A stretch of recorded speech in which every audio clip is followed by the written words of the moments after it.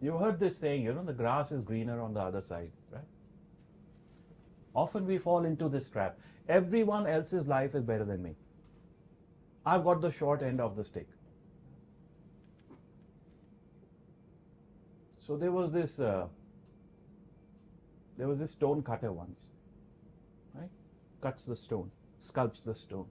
And he had a hard life because his job was every day to go out into the heat, find a big rock, stone, big huge stone, and sculpt at it. And often it took him months and months and months, sometimes even years, till he carved something beautiful out of that stone. It was a hard life. And he would only be paid when he had made a great sculpture.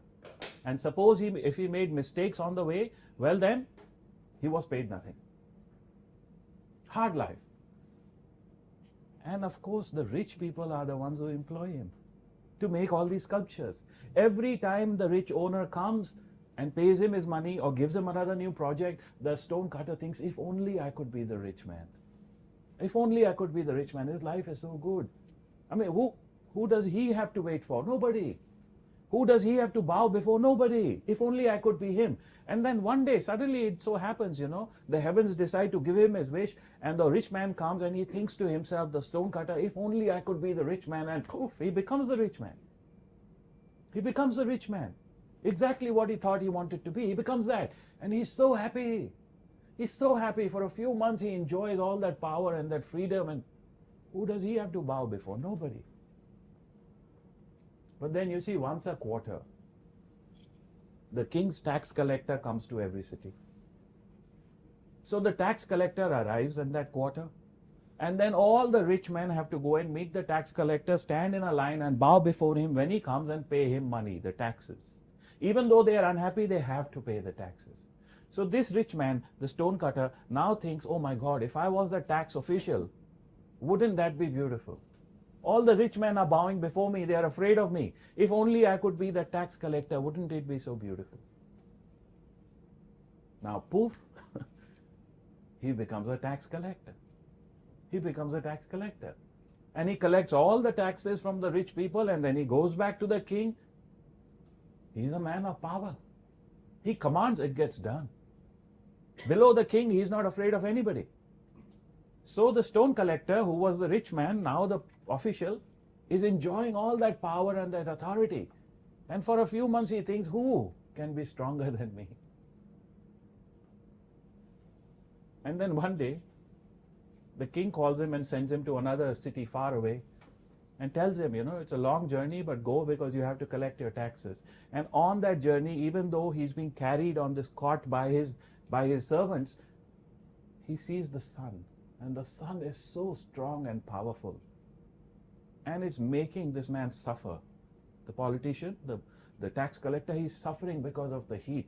And he looks up and he says, oh, what could be more powerful than the sun? What could be more powerful than the sun? The sun will never feel he's powerless, right? What could be more powerful than the sun? If only I was the sun. And poof, the next minute he becomes the sun. He becomes the sun, the most powerful thing in the planet. The most energetic thing in the planet. Now, as the sun, he is in his full glory, shining bright, giving off heat, controlling everything he wants. But then one day, the sun likes to look down on earth and shine his rays, right? One day, all his plans are disrupted because this heavy, dark cloud gathers on earth. And no matter how much the sun wants to shine, the cloud doesn't let him shine his light. It covers his light so the earth doesn't get it. The sun tries and tries and tries to break through that cloud, but the cloud is too powerful, full of rain, full of water. It blocks out the sun for some time. And the sun has this thought, I thought I was the most powerful one, but that fellow is more powerful than me, the cloud. He's more powerful than me. Look, he blocked me out. He stopped me from doing what I want. If only I was the cloud, full of rain. And poof, he becomes the cloud. He becomes the cloud. Now the cloud has freedom, right? He moves all around wherever he wants. He collects rain, he drops rain, he grows the crops, he kills the crops, he decides everything. He's powerful. And like this he lives for a few months. And one day, In all his glory, he's raining. The cloud is sending rain on earth, right? Everything is running here and there because of the rain, except one thing. There is a huge rock in the middle of the field. And that rock doesn't seem to be affected by the rain at all. Everything else is running, reacting to the rain. The rock doesn't care. He's just there. Let the rain rain as much as he wants. Nothing is happening to me. And that rain cloud thinks, oh my God, that rock is so strong and powerful. What could he ever be afraid of? And poof, becomes the rock. He becomes the rock. And the rock is so solid and mighty, right? I mean, nothing touches the rock. The rock lives the longest, you know. Longer than the trees, longer than you and me, longer than the animals. Rocks have been here forever. They make up our entire planet. So, as a rock, he feels so powerful and strong, and he says, finally I've arrived. Till one day he feels so much fear because a stonecutter is coming his way.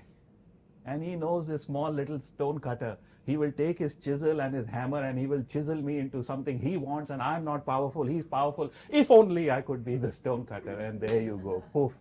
He becomes a stonecutter.